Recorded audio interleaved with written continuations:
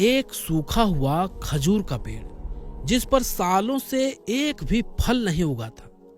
लेकिन जब एक बुजुर्ग ने उससे कुछ कहा तो उस पेड़ की टहनियां हिलने लगी और देखते ही देखते उस पर खजूर लग गए। वो बुजुर्ग कोई आम इंसान नहीं थे, वो थे हजरत इमाम जाफर सादिक रदी अल्लाह ताला अन्हु। आज भी रजब का महीना आते ही लोग उनके नाम पर कुंडे भरते हैं, नियाज दिलाते हैं और अपनी मुश्किलों के लिए अल्लाह से दुआ करते हैं। लेकिन असली सवाल ये है, आखिर ऐसा क्यों? क्या नियाज में खीर पूरी ही जरूरी है? क्या मिट्टी के बर्तन में ही नियाज दी जाती है? क्या बिना गुस्ल के नियाज खाना सही है? क्या सूरज निकलने से पहले ही नियाज दिलानी होती है? और क्या उसी जगह बैठकर खाना जरूरी होता है? और ये भी जानिए, एक आदमी था जिसने इमाम जाफर सादिक की दुआ से 50 बार हज किया। लेकिन जब वो 91वीं बार हज के लिए निकला तो रास्ते में उसके साथ कुछ ऐसा हुआ जिसे सुनकर लोग आज भी कांप जाते हैं। अल्लाह ने मक्खी को क्यों पैदा किया? झूठ बोलने वाला धोखेबाज क्यों कहलाता है? बेवकूफ आदमी से दोस्ती क्यों नुकसान देती है? और कंजूस इंसान मुसीबत में क्यों साथ छोड़ देता है? इन सब सवालों के जवाब आज की इस वीडियो में आपको मिलने वाले हैं, ऐसे अंदाज में जो आपने पहले कभी नहीं सुना होगा। अब उस शख्स को पहचानिए जिसका नाम सदियों से लोगों की जुबान पर है। हजरत इमाम हुसैन रजी अल्लाह ताला अन्हु के पड़पोते और बड़े ताबई बुजुर्ग हजरत इमाम जाफर सादिक रजी अल्लाह ताला अन्हु की पैदाइश 12 रबीउल अव्वल 80 या 83 हिजरी में मदीना मुनव्वरा में हुई थी। यह दिन पीर का था। आपकी कुनियत थी अबू अब्दुल्लाह और अबू इस्माइल और आपका मशहूर लक़ब था सादिक। सादिक यानी वो इंसान जिसकी जुबान से कभी झूठ नहीं निकला। आपकी वालिदा थी हजरत बीबी उम्मे फुरवा बिनते कासिम बिन मोहम्मद बिन अबू बकर सिद्दीक रजी अल्लाह ताला अन्हु और आपके वालिद थे हजरत इमाम मोहम्मद बिन बाकिर बिन अली जैनुल आबिदीन बिन इमाम हुसैन रजी अल्लाह ताला अन्हु। यानी एक तरफ सिद्दीकी नस्ल और दूसरी तरफ हुसैनी सैयद, दो नूर एक ही शख्सियत में। लोग समझते हैं हजरत इमाम जाफर सादिक रदी अल्लाह ताला अन्हु सिर्फ एक आलिम थे, लेकिन हकीकत यह है वो उन चंद बुजुर्गों में से थे जिन्हें बड़े बड़े सहाबा की जियारत नसीब हुई। आपने हजरत अनस बिन मालिक और हजरत सहल बिन साद रजी अल्लाह ताला अन्हुमा को अपनी आंखों से देखा था और आपसे हजरत इमाम मूसा काजिम, इमाम आजम अबू हनीफा, इमाम मालिक, सुफियान सौरी और सुफियान बिन उयैना जैसे बड़े बड़े बुजुर्गों ने इल्म और बरकत हासिल की। लेकिन अब वो वाकया सुनिए जिसने देखने वालों की रूह तक हिला दी। एक शख्स बयान करता है, हम हजरत इमाम जाफर सादिक रदी अल्लाह ताला अन्हु के साथ हज के सफर पर जा रहे थे। रास्ते में हम खजूर के कुछ पूरी तरह सूखे हुए दरख्तों के पास रुके। वहां न फल था न हरियाली, सिर्फ सूखी टहनियां। हजरत इमाम जाफर सादिक रदी अल्लाह ताला अन्हु आहिस्ता से कुछ पढ़ने लगे। मैं समझ ना सका कि क्या पढ़ रहे हैं। फिर आपने उन सूखे दरख्तों से फरमाया, अल्लाह पाक ने तुम में जो हमारे लिए रिज्क रखा है उसमें से हमें भी खिलाओ। और अल्लाह की कसम, मैंने अपनी आंखों से देखा खजूरों के भारी भारी गुच्छे आपकी तरफ झुकने लगे। आपने फरमाया, करीब आओ, बिस्मिल्लाह पढ़ो और खाओ। मैंने ऐसी मीठी और लजीज खजूर जिंदगी में कभी नहीं खाई थी। अब सुनिए दूसरी दहला देने वाली बात। एक आदमी इमाम जाफर सादिक रदी अल्लाह ताला अन्हु के पास आया और अर्ज की, दुआ कीजिए कि अल्लाह मुझे इतना माल दे कि मैं बार बार हज कर सकूं। आपने दुआ फरमाई, ऐ अल्लाह, इसे इतना माल अता फरमा कि ये अपनी जिंदगी में 50 हज करे। और फिर वो आदमी इतना मालदार हो गया कि सच में उसने पूरे 50 हज कर लिए। लेकिन जब वो 91वीं बार हज के लिए निकला और मकाम ज़ुहफा पहुंचा तो गुस्ल के लिए पानी में उतरा। अचानक तेज लहरें उठी और वो बह गया और उसी पानी में उसकी मौत हो गई। 50 हज दुआ पूरी हुई, لیکن 91واں حج اس کی زندگی لے گیا۔ اب تیسری واقعہ سنیے۔ مکہ میں حضرت امام جعفر صادق رضی اللہ تعالی عنہ کہیں تشریف لے جا رہے تھے۔ راستے میں ایک عورت اپنی مری ہوئی گائے کے پاس بیٹھ کر پھوٹ پھوٹ کر رو رہی تھی۔ آپ نے اس سے فرمایا، کیا تم چاہتی ہو کہ اللہ تمہاری گائے کو زندہ کر دے؟ عورت بولی، آپ مذاق کر رہے ہیں، میں پہلے ہی بہت پریشان ہوں۔ آپ نے فرمایا، میں مذاق نہیں کر رہا۔ پھر آپ نے دعا کی، اس گائے کے سر اور پاؤں کو پکڑا اور ہلکا سا ہلایا، اور وہ گائے اللہ کے حکم سے اٹھ کر کھڑی ہو گئی، مری ہوئی زندہ۔ لوگ کہتے ہیں قسمت کھو جائے تو واپس نہیں ملتی، لیکن یہ بات حضرت امام جعفر صادق رضی اللہ تعالی عنہ کے سامنے جھوٹ ثابت ہو گئی۔ ایک آدمی تھا، اس نے مکہ پاک سے ایک چادر خریدی تھی۔ اس نے دل میں طے کیا تھا، یہ چادر میں کسی کو نہیں دوں گا، میری موت کے بعد یہی میرا کفن بنے گی۔ لیکن جب وہ میدان عرفات سے مزدلفہ پہنچا تو وہ چادر اس سے کہیں گم ہو گئی۔ وہ ٹوٹ سا گیا، کیونکہ وہ چادر اس کے لیے صرف کپڑا نہیں تھی، اس کی آخری خواہش تھی۔ اگلی صبح جب وہ مزدلفہ سے مینا کی طرف جا رہا تھا تو مسجد خیف شریف میں بیٹھ گیا۔ تبھی اچانک ایک آدمی اس کے پاس آیا اور بولا، تمہیں حضرت امام جعفر صادق رضی اللہ تعالی عنہ بلا رہے ہیں۔ وہ حیران ہو گیا، لیکن فوراً حاضر ہوا، سلام کیا اور بیٹھ گیا۔ امام جعفر صادق رضی اللہ تعالی عنہ اس کی طرف دیکھنے لگے اور پھر فرمایا، کیا تم چاہتے ہو کہ تمہیں وہ چادر مل جائے جو تمہاری موت کے بعد کفن بنے گی؟ وہ کانپ گیا، اے ابن رسول اللہ، وہ تو بہت پہلے گم ہو چکی ہے۔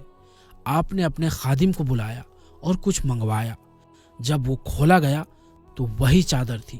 آپ نے فرمایا، اس کو لے لو اور اللہ کا شکر ادا کرو۔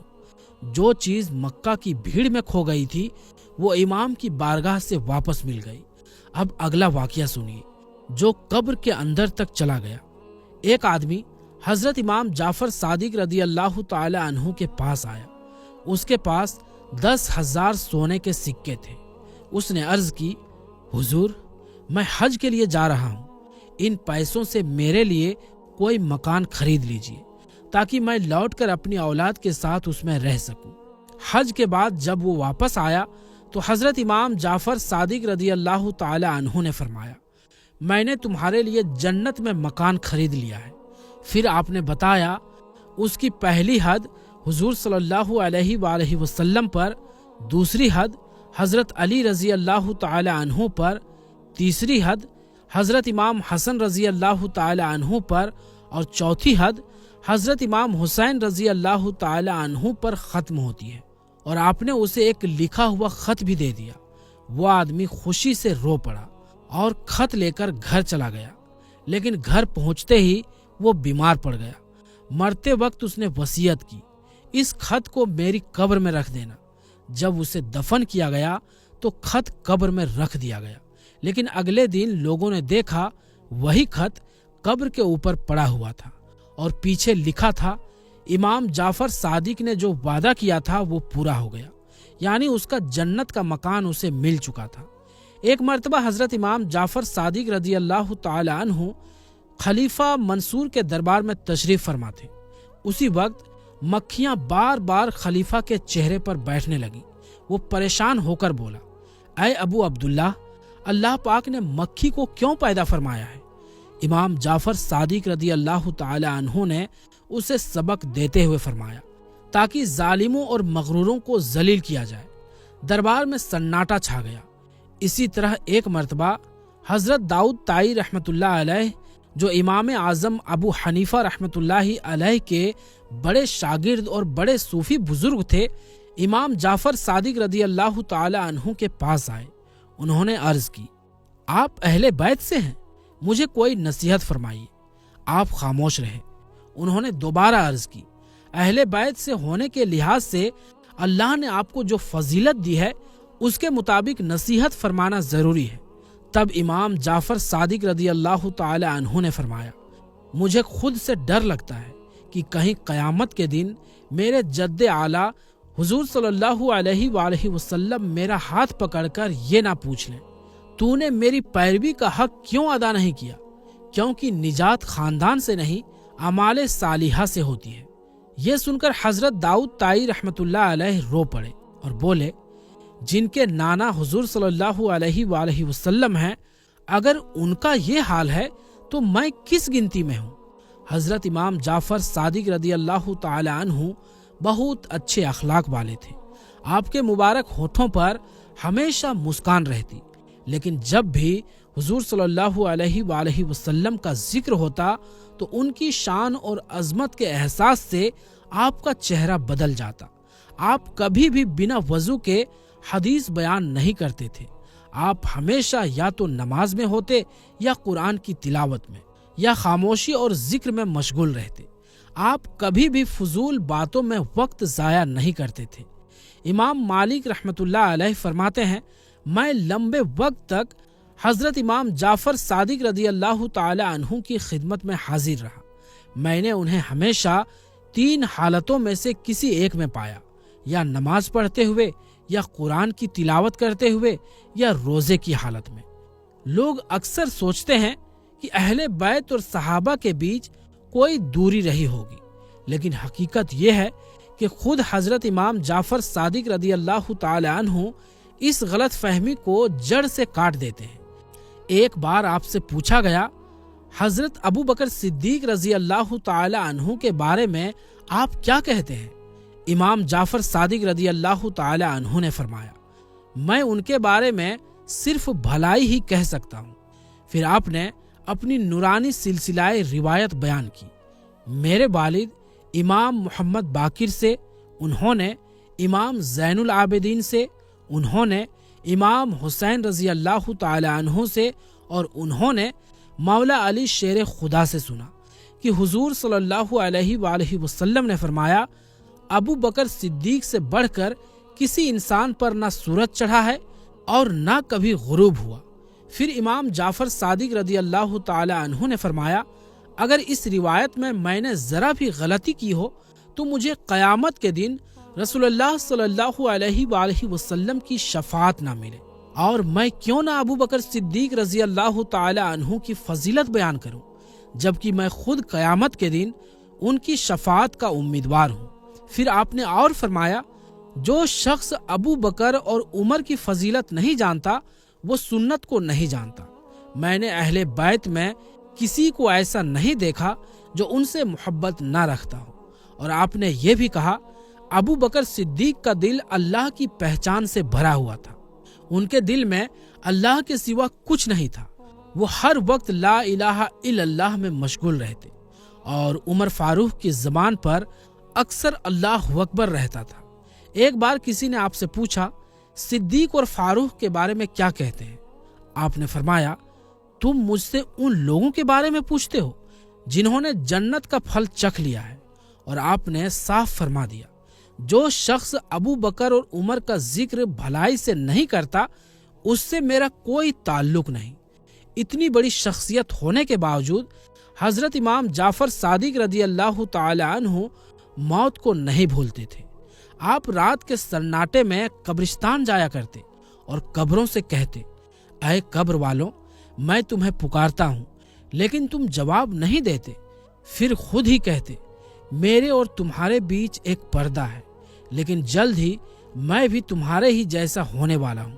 آپ یہی کہتے رہتے یہاں تک کہ صبح صادق ہو جاتی، پھر آپ فجر کی نماز کے لیے مسجد کی طرف بڑھ جاتے۔ حضرت امام جعفر صادق رضی اللہ تعالی عنہ فرماتے ہیں، اے انسان، جو چیز تجھ سے چلی گئی اس پر اتنا غم کیوں کرتا ہے؟ تیرا رونا اسے واپس نہیں لائے گا، اور جو چیز آج تیرے پاس ہے اس پر گھمنڈ کیوں کرتا ہے؟ موت ایک دن اسے بھی چھین لے گی۔ پھر آپ رضی اللہ تعالی عنہ فرماتے ہیں، 5 طرح کے لوگوں سے دوستی مت کرنا۔ پہلا، بہت جھوٹ بولنے والا، کیونکہ تو اس سے دھوکہ کھائے گا۔ وہ شراب کی طرح ہے، دور کو قریب دکھائے گا اور قریب کو دور کر دے گا۔ دوسرا، بے وقوف آدمی، کیونکہ اس سے تجھے کوئی فائدہ نہیں ہوگا، وہ تجھے فائدہ پہنچانا چاہے گا مگر نقصان پہنچا بیٹھے گا۔ تیسرا، कंजूस, क्योंकि जब तुझे उसकी सबसे ज्यादा जरूरत होगी वो दोस्ती तोड़ देगा। चौथा, बुज़दिल, क्योंकि मुसीबत के वक्त वो तुझे छोड़कर भाग जाएगा। पांचवा, फासिक, क्योंकि वो तुझे एक लुकमे के बदले बेच देगा या उससे भी कम पर। किसी ने पूछा, लुकमे से भी कम क्या होता है? आपने फरमाया, लालच रखना और फिर उसे हासिल ना करना। फिर एक बहुत बड़ी दुआ सिखाई गई। अल्लामा मुफ्ती नकी अली खान रहमतुल्लाहि अलैह बयान करते हैं कि हजरत इमाम जाफर सादिक रदी अल्लाह ताला अन्हु ने फरमाया, जो शख्स बेबस हालत में 5 बार या रब्बना कहे तो अल्लाह पाक उसे उस चीज से आमान देगा जिससे वो डरता है और जो चाहता है वो अता फरमाएगा। या रब्बना का मतलब है ऐ हमारे परवरदिगार। और अब रजब के कुंडे की हकीकत। सदरुश शरीयत हजरत अल्लामा मुफ्ती अमजद अली आजमी रहमतुल्लाहि ताला अलैह फरमाते हैं, रजब के महीने में कुछ जगह हजरत इमाम जाफर सादिक रदी अल्लाह ताला अन्हु के इसाले सवाब के लिए पूरियां के कुंडे भरे जाते हैं। ये जायज है, लेकिन उसी जगह बैठकर खाना लाजमी समझ लेना गलत पाबंदी है। और जो किताब दास्ताने अजीब इस मौके पर पढ़ी जाती है उसका कोई सबूत नहीं, उसे ना पढ़ा जाए। इसी तरह 10 बीवियों की कहानी, लकड़हारे की कहानी और जनाबे सैयदा की कहानी सब मन गढ़ंत है, इन्हें भी ना पढ़ा जाए। इसके बदले सूरह यासीन शरीफ पढ़ ली जाए, क्योंकि हदीस के मुताबिक इसका सवाब 10 कुरान खत्म के बराबर है। ये बात हमेशा याद रखिए। कुंडे में ही खीर पकाना या खिलाना जरूरी नहीं है। आप किसी भी बर्तन में खा सकते हैं, किसी भी बर्तन में खिला सकते हैं और इसे घर से बाहर भी ले जा सकते हैं, क्योंकि असल चीज बर्तन नहीं, नीयत और इसाले सवाब है। नियाज और फातिहा की बुनियाद इसाले सवाब है, यानी किसी को सवाब पहुंचना, और ये कुरान और हदीस से साबित है। इसाले सवाब दुआ से भी होता है और खाना पकाकर उस पर फातिहा दिलाने से भी। इसलिए इसे नाजायज कहना शरीयत पर तोहमत लगाना है। अल्लाह पाक कुरान में फरमाता है, सूरह माइदा आयत नंबर 87 में, ऐ ईमान वालों, जो पाक चीजें अल्लाह ने तुम्हारे लिए हलाल की हैं उन्हें हराम ना ठहराओ और हद से आगे ना बढ़ो, बेशक हद से बढ़ने वाले अल्लाह को पसंद नहीं। हजरत अब्दुल्लाह बिन मसऊद रजी अल्लाह ताला अन्हु फरमाते हैं, जिस चीज को अहले इल्म और अहले तकवा अच्छा समझे वो अल्लाह के नजदीक भी अच्छी होती है।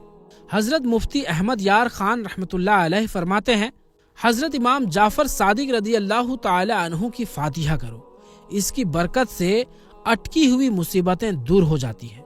मुसलमानों में इमाम जाफर सादिक रदी अल्लाह ताला अन्हु के इसाले सवाब के लिए कुंडों की नियाज मशहूर है। कुंडे क्यों मशहूर हुए इसकी पक्की वजह किताबों में नहीं मिलती, लेकिन एक बात तजुर्बे से साफ है, बिना पॉलिश की मिट्टी के बर्तन जिनमें छोटे छोटे छेद होते हैं उनमें रखी हुई खीर ज्यादा स्वादिष्ट बनती है। आज भी लोग किचन में मिट्टी की छोटी कटोरियों में खीर जमाते हैं और उसका स्वाद स्टील के बर्तन से बेहतर होता है। और राह खुदा में जो चीज जितनी लजीज होती है उस पर नियाज और फातिहा का सवाब उतना ही ज्यादा होता है और दिल को उतनी ही खुशी मिलती है। शायद जिसने कुंडों की नियाज शुरू की होगी वो ये बात समझता होगा, लेकिन वक्त के साथ लोग हिकमत भूल गए और नाम बाकी रह गया। हजरत इमाम जाफर सादिक रदी अल्लाह ताला अन्हु की नियाज किसी भी हलाल चीज पर की जा सकती है। कुछ पकाए बिना भी सिर्फ दुरूद शरीफ पढ़कर इसाले सवाब किया जा सकता है, क्योंकि असल चीज खाना नहीं, नीयत और दुआ है। रजब के कुंडे किस तारीख को करें? रजब के कुंडे सिर्फ एक दिन तक सीमित नहीं है।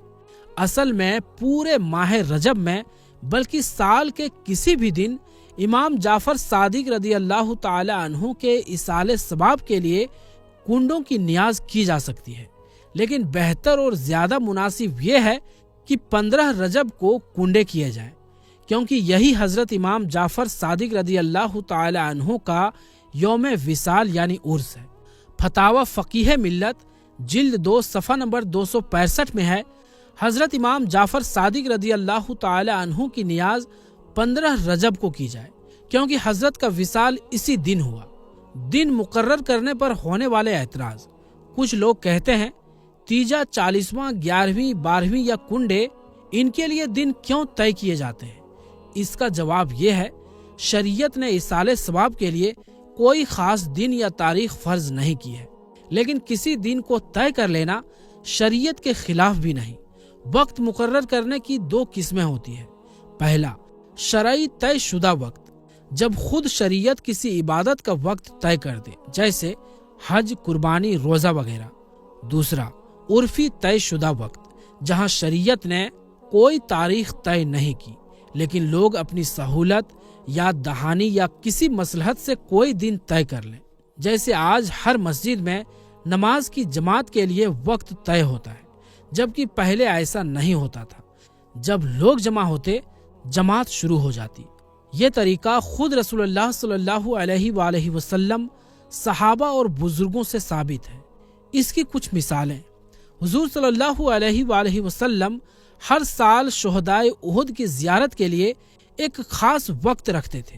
حضور صلی اللہ علیہ وآلہ وسلم ہر ہفتے شنیوار کو مسجد قباء تشریف لے جاتے تھے۔ حضرت ابوبکر صدیق رضی اللہ تعالی عنہ سے دینی مشورہ کے لیے صبح اور شام کا وقت طے تھا۔ حضرت عبداللہ بن مسعود رضی اللہ تعالی عنہ وعظ اور نصیحت کے لیے جمعرات کا دن طے رکھتے تھے۔ علماء نے سبق شروع کرنے کے لیے بدھ کا دن مقرر کیا۔ فتاوی رضویہ، جلد 9، صفحہ نمبر 585 سے 586۔ اس سے صاف ہوتا ہے کہ کسی اچھے کام کے لیے دن طے کرنا بدعت نہیں بلکہ سہولت اور حکمت ہے۔